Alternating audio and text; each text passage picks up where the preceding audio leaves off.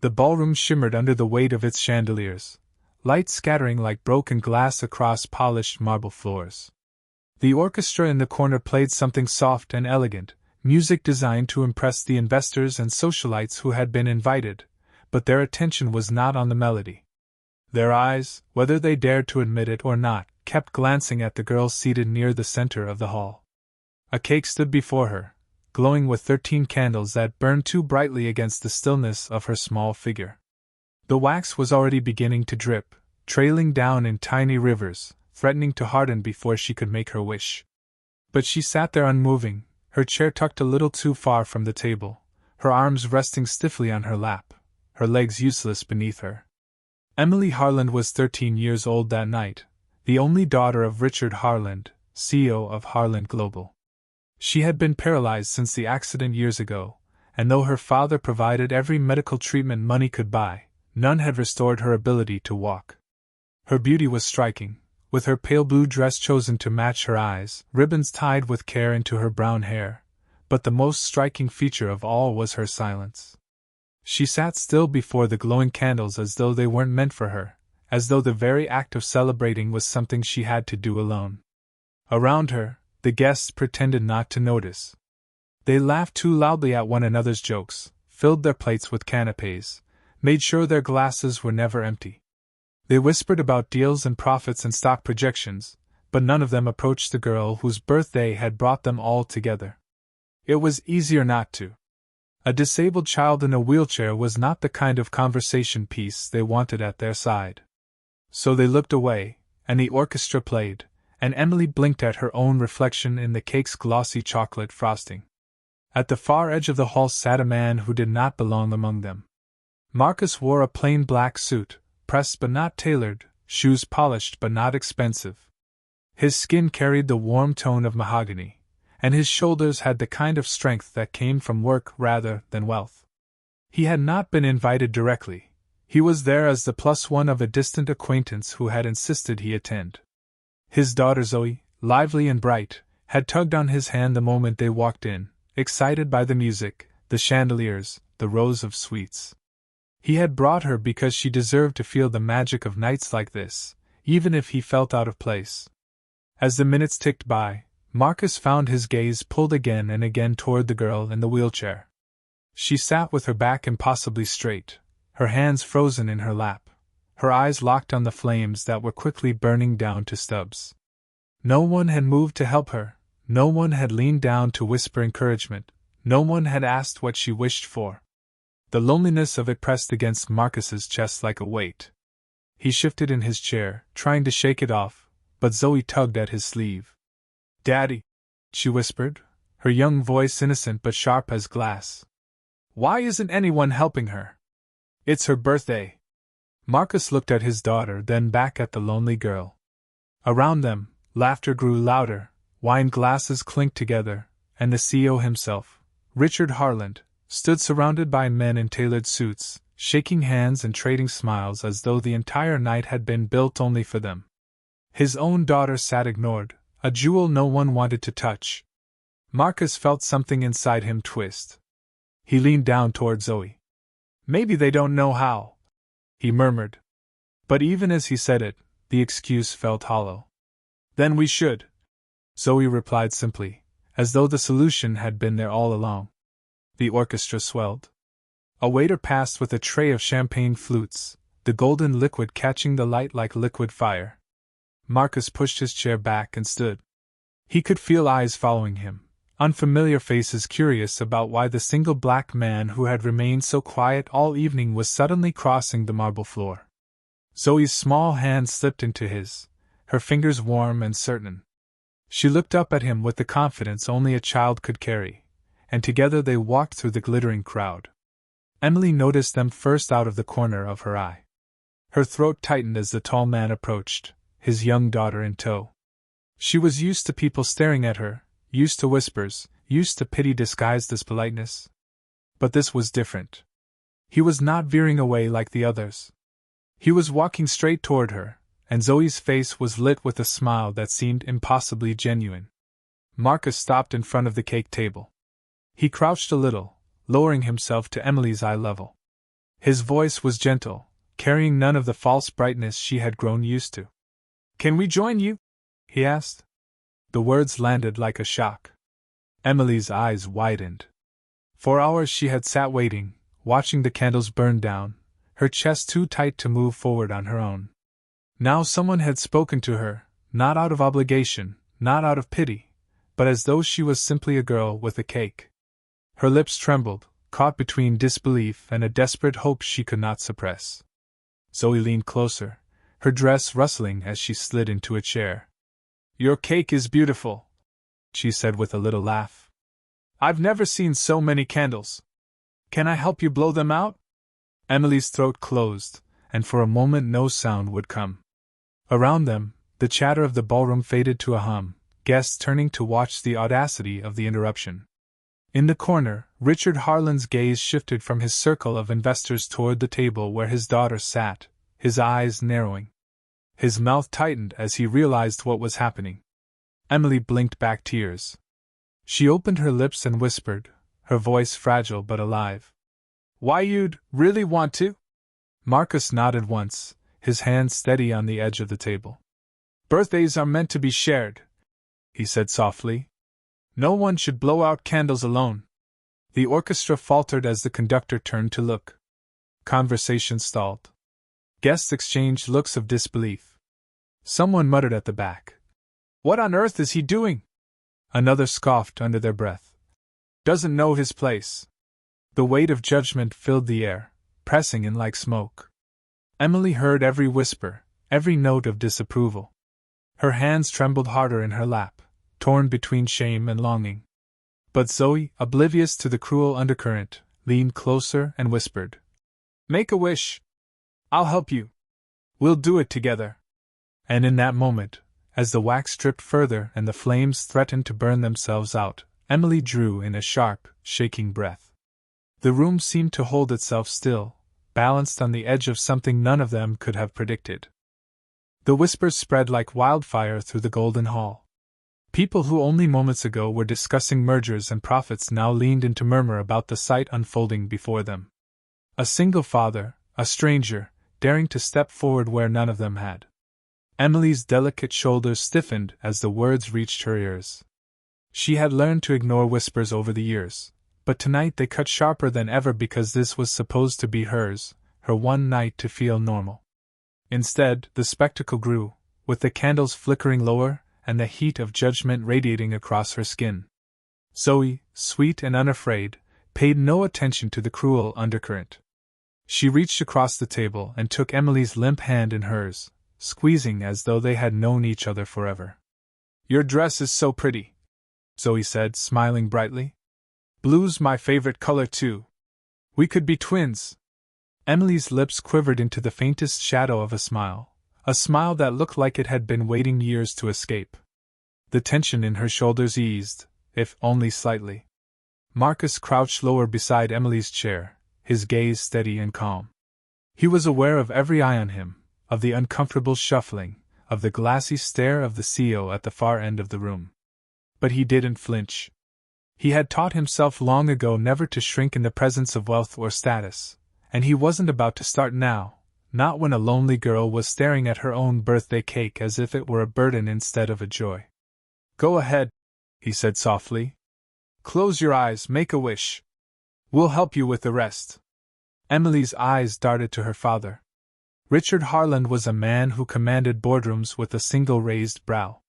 Even now he stood among his circle of admirers, his jaw tightening, his hand clenching around the stem of his glass. The muscles in his face shifted with the effort to keep his composure in front of his peers, but his stare was locked on Marcus as though daring him to back away. The guests, sensing the tension, leaned further into their gossip. "He's embarrassing himself," one man muttered. "And her," another added with a dry laugh. Emily flinched at the words, her heart sinking. She hated being a spectacle, hated being the reason people whispered behind their hands.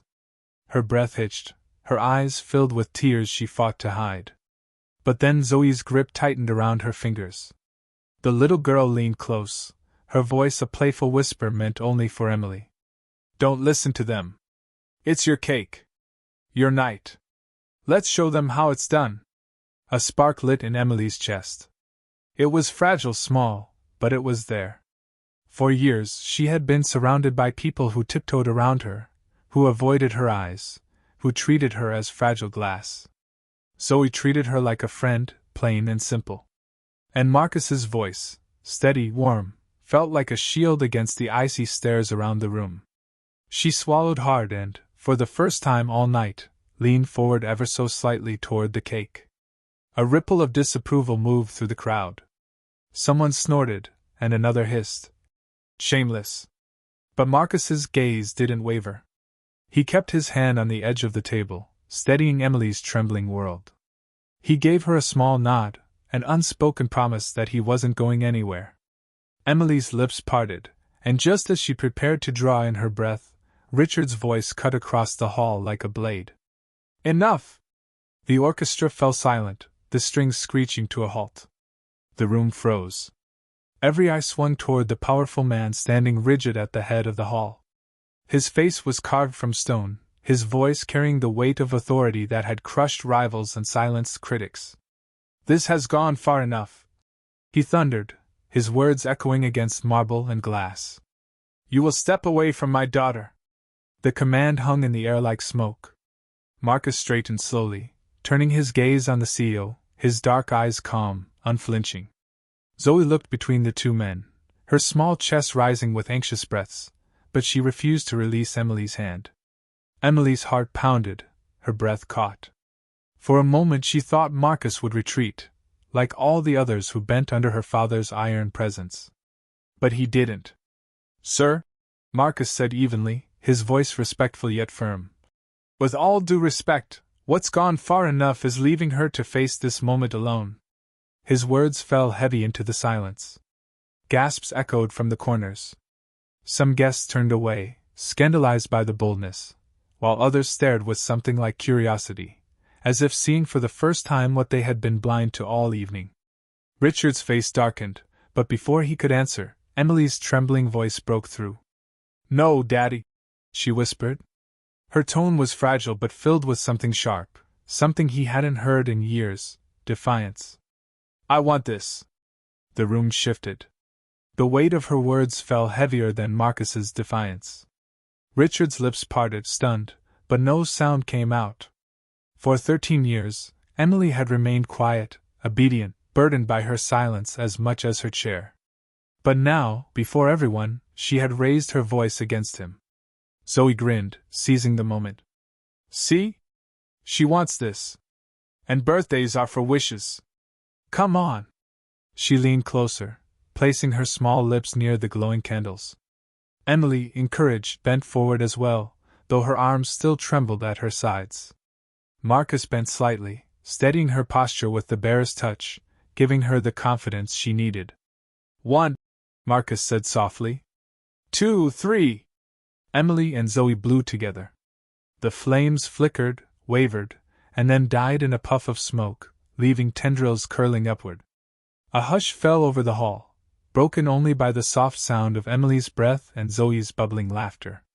We did it! Zoe exclaimed, clapping her hands. Her joy was contagious, spilling into the still air. Emily let out a laugh too, fragile but real, the sound of a child finally remembered. The crowd didn't know how to react. Applause didn't come, not at first.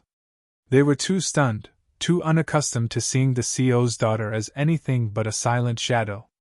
A few children, braver than their parents, began to clap along with Zoe.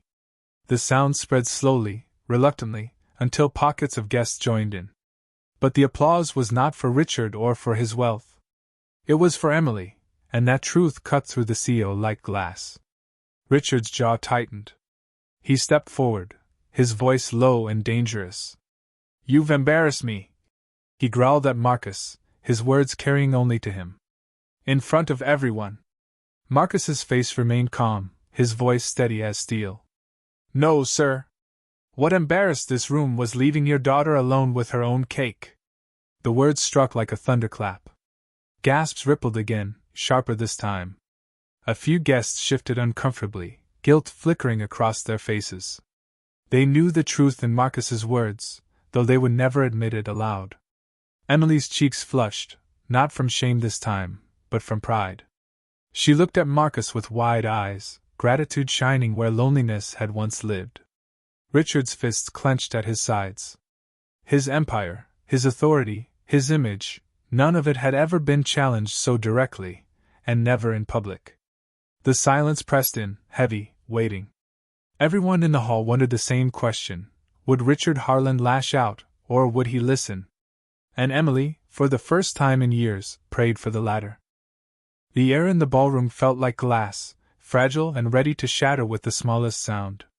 Richard Harland stood rigid, his fists clenched, the kind of controlled fury that could silence an entire boardroom now aimed at a single father who had dared to stand beside his daughter. The guests waited with bated breath, torn between fear of the man who owned half the city and fascination with the rare spectacle of someone daring to defy him. Even the orchestra, uncertain whether to resume, sat frozen in their seats. Emily's chest heaved with shallow breaths. Her lips were parted as though she might speak again, though her voice had already shocked the room once tonight. She couldn't stop replaying her own words in her head. I want this. It had felt like throwing a pebble into an ocean, insignificant and small, yet somehow it had sent ripples across the entire hall. For once she had chosen for herself, and she could still feel the warmth of Zoe's hand in hers, grounding her, reminding her she wasn't invisible. Richard finally moved, his polished shoes clicking against the marble floor as he strode closer. His eyes, sharp as razors, locked on Marcus, who didn't flinch even as the towering CEO closed the distance. A few murmurs broke out again, whispers from the wealthiest mouths in the room, people trying to predict the outcome as though this were a business deal rather than a fragile child's birthday. When Richard reached the table, he planted both hands firmly on the edge, leaning forward. His voice was low but venomous, meant for Marcus yet loud enough to ensure everyone nearby could hear. "You've crossed a line," he said, his tone like ice cracking. "This is my house. My party. And no one makes a mockery of me here." Marcus's jaw tightened, but he held Richard's gaze. His voice, when it came, was steady and calm. "With respect, sir, no one mocked you. What mocked this party was leaving your daughter to face those candles alone." The words rang through the silence like a slap. A few guests gasped. One man at the back tried to laugh it off, only to stop when his companion elbowed him sharply. The courage it took to speak those words was almost unthinkable in this hall where everyone bowed to Richard Harland's power. Yet Marcus had spoken them without hesitation, without raising his voice, without a hint of malice, only truth. Emily's throat tightened. She looked between the two men, her father who had always towered over her world and this stranger who had dared to stand beside her. For the first time, she wondered if strength wasn't about the size of one's empire, but about the ability to see someone else's pain and answer it. Richard's face darkened, but before he could respond, Zoe leaned across the table and cut into the cake with a laugh. The sound was light, airy, cutting through the tension like a ray of sunlight. "We did it!" she declared, scooping a messy slice onto a plate. "See, Emily? That was fun!" Emily blinked, then let out a small laugh that surprised even herself. It wasn't forced, wasn't polite, it was real, bubbling up from a place she hadn't touched in years. Tears stung her eyes, but they weren't the same lonely tears she had blinked back earlier. These were tears of release. She looked at Zoe, then at Marcus, and whispered, "Thank you?" The simple words silenced the hall more effectively than her father's anger ever could. Guests shifted uncomfortably, suddenly aware of how their inaction had been a spotlight on their cowardice. It had taken a stranger, someone with no wealth, no status, to do what none of them had dared. Richard straightened slowly, his eyes still locked on Marcus. He spoke with the weight of command, though his voice had lost a fraction of its force. "You presume too much," he said coldly. "You don't know me. You don't know my daughter." Marcus didn't back down. He stood tall, his broad shoulders squared, his voice even. "I don't need to know you. I can see her. That's enough." The truth of it struck like a hammer blow. Emily's breath caught. All her life she had been surrounded by people who pretended not to see her, who avoided her gaze, who tiptoed around her existence. But this man, this stranger, had looked straight at her, not past her, not through her, but at her. And in that moment she felt more visible than she had in all her 13 years combined. The crowd stirred. Some tried to whisper excuses to themselves, convincing their consciences that they had only stayed back out of respect for Richard's boundaries, not out of fear or indifference. Others exchanged guilty looks, recognizing the shame Marcus's words had thrown upon them. Emily's voice, trembling but clear, rose again. "Daddy," she said, and the entire hall turned toward her. Her hands shook, her face pale, but her eyes were steady. "I wanted to blow out my candles. With them. With friends. And I don't care what anyone thinks." It was as if the walls themselves held their breath. Never had Emily spoken so directly, so firmly, to her father in public. Richard's mouth opened, then closed, his practiced words caught in his throat. The child he had tried to protect, to hide, to smother beneath the weight of his power was finally stepping into her own voice. And nothing he could say would put it back. Zoe giggled, nudging Emily with playful innocence. "That's the best wish ever." She lifted the fork and held it out. "Here. First bite's yours." Emily took it, her hands trembling, but when the cake touched her lips, her smile bloomed. Sweet, rich, and heavy with meaning, it wasn't just cake. It was freedom. It was friendship. It was courage. The guests began to stir again, the tension breaking into scattered applause. Some clapped reluctantly, others with genuine warmth. Children crowded closer, eager to taste cake, eager to laugh, eager to join. The spell of fear was broken, replaced by something lighter, more human. But Richard stood motionless, his pride and his control slipping through his fingers. His empire was intact, his wealth untouched, yet he had never felt more powerless than he did watching his daughter laugh with strangers. His eyes narrowed, his fists clenched again. The applause grew louder, threatening to swallow his authority entirely. The investors he had been charming moments ago now looked at him differently, no longer with blind admiration but with cautious curiosity. They had seen something new tonight, a man so powerful he could command the world, yet unable to command the heart of his own child. Marcus met his gaze once more, offering no challenge, only quiet conviction. "Sometimes," he said softly enough for Richard to hear, "the hardest thing isn't leading an empire. It's letting someone else lead you to what matters." The words hung heavy, unanswered. Emily's laughter carried above the music as Zoe smeared a bit of frosting on her own nose and pretended to sneeze. For the first time in years, the sound of joy filled the Harland estate, not from wealth or opulence, but from something far simpler and far stronger: connection. And as Richard stared at his daughter, radiant in her laughter, he felt the foundation of his world tilt. For the first time, he was not the center of it. She was. The night had shifted, the power had shifted, and everyone in the hall knew it. And somewhere in the echo of Zoe's laughter and Emily's smile, the question lingered: what would Richard Harland do next? Would he crush the light blooming in his daughter's life, or would he finally see it for the gift it was? The hall slowly began to recover from the shock, but the energy had changed. The grandeur of chandeliers and the gleaming marble no longer mattered. What drew every eye, what held every breath, was the girl in the wheelchair with frosting on her lip and laughter in her throat. Emily had become the center of the night, not because she was the daughter of a wealthy CEO, but because she was finally being allowed to exist as a child celebrating her birthday. Zoe leaned beside her, cutting another messy slice, and Marcus stood just behind them, silent but steady, his presence a shield against the current of judgment that had run through the evening.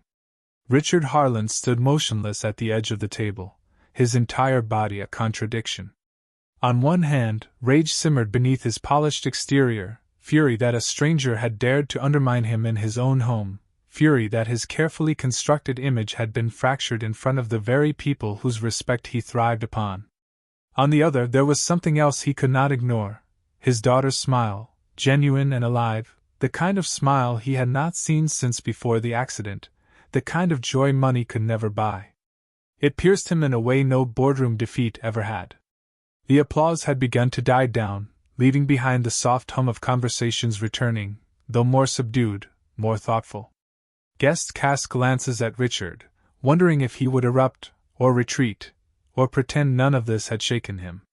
Investors gauged his reaction, weighing the humanity they had glimpsed against the titan of business they feared. Children ran closer, tugging at Zoe's dress and pointing at Emily's cake with eager hands. Emily looked overwhelmed, her cheeks flushed, but her eyes glowed. She motioned for them to come closer. "There's enough for everyone," she said softly, and in those words lay a generosity that contrasted sharply with the sharpness of her father's world. Richard inhaled, preparing to speak, but his voice caught. For once in his life, he was unsure of what words would suffice. He had lived by strength, by dominance, by ensuring no one dared to question him. Yet here, before his daughter's wheelchair, dominance felt hollow. His empire could not give her what this moment with a stranger and his child had: the feeling of being seen, the feeling of belonging. Marcus met his gaze once more, not as a challenger but as a man unwilling to look away. His eyes said everything he didn't voice aloud. This isn't about you. It's about her. Richard clenched his jaw, torn between pride and an unfamiliar, almost painful clarity. For a man used to controlling every narrative, surrendering even a fraction of it felt unbearable. But the sound of Emily's laughter continued, loosening something inside him that he hadn't realized had grown so rigid. Zoe leaned close to Emily and whispered loudly enough for Marcus to hear, "I think this is the best birthday ever." Emily nodded, her smile tremulous but radiant. "Me too." She turned her head slightly, her gaze finding her father. Her voice was quieter now, but every syllable carried weight. "Daddy, please. Let them stay." The plea pierced through him, not because of the request itself, but because of what it revealed. His daughter, who had always been so quiet, so careful not to inconvenience anyone, was asking openly for what she wanted. Not money, not gifts, not another round of treatments. Just people. Just warmth. Just to share a cake without being alone. Richard closed his eyes briefly, exhaling a breath he hadn't realized he was holding. When he opened them again, the steel in his gaze had softened, even if only slightly. He gave a small nod. "All right," he said, his voice low but steady. "They stay." Gasps rippled again, but this time they were different. The shift in the room was immediate. Shoulders relaxed, whispers softened, and the children who had been hovering at the edges surged forward with newfound confidence. Plates were passed, slices of cake cut and shared, laughter spilling into corners that had felt too cold before. The orchestra tentatively picked up a new melody, lighter this time, almost playful. For once, the Harland estate felt alive in a way it never had under its chandeliers and wealth. Marcus gave a small nod of respect, accepting the allowance without gloating. Zoe danced in her seat, humming along with the music, while Emily watched with wide eyes, unable to believe the simple miracle of it all. The celebration that had begun as a performance of status had turned into something far more genuine. Richard lingered near the table, awkward, uncertain. He had never been a man for warmth, never been a man who knew how to bend without breaking. But Emily's eyes, shining with gratitude, anchored him there. She whispered again, her words just for him. "Thank you, Daddy." Those words undid him more than any rival's victory or defeat could have. He swallowed, his throat tight. His hand twitched as though he wanted to reach for her but wasn't sure if he knew how. Marcus, sensing the weight of the moment, stepped back slightly, giving father and daughter the space either of them realized they needed. Richard finally lowered himself to her level, crouching beside her wheelchair. His voice, when it came, was uncharacteristically raw. "I'm sorry," he whispered. "I didn't see." Emily's lips parted in surprise. She had never heard him speak like that. For a moment, she didn't know how to respond. Then she smiled, small but steady, and squeezed his hand. "Now you do!" Those 3 words landed like absolution. Richard closed his eyes again, his pride cracking under the weight of love he had long buried beneath ambition. He nodded, unable to speak further, and when he opened his eyes the sight before him was enough: his daughter laughing with a new friend, eating cake without shame, finally shining in a way he had always claimed to want for her but had never known how to provide. The night carried on. The music lifted, laughter filled the hall, and for the first time the Harlan mansion was not defined by its wealth but by its humanity. Marcus stood quietly, watching his daughter and Emily chatter about school, dresses, and silly games. He knew this moment wasn't his, but he had no regret. He had given something simple, a gesture, a question, a presence, and it had changed everything. Richard extended his hand toward Marcus at last, his voice low. "Thank you for reminding me." Marcus shook it firmly. "Sometimes all it takes is seeing what's right in front of you," he said. The CEO's grip tightened briefly before he let go, and in that release was something heavier than any deal he had ever closed. He turned back to his daughter, his empire forgotten for now. As the candles melted into nothing, the last of their smoke curling upward, Emily leaned her head back and laughed again at something Zoe had whispered. Her voice was free, unburdened, and the sound carried higher than the music, brighter than the chandeliers. And so the night ended not with the clinking of glasses or the signing of contracts, but with the laughter of a girl who had finally been seen, and a father who had finally learned what it meant to truly look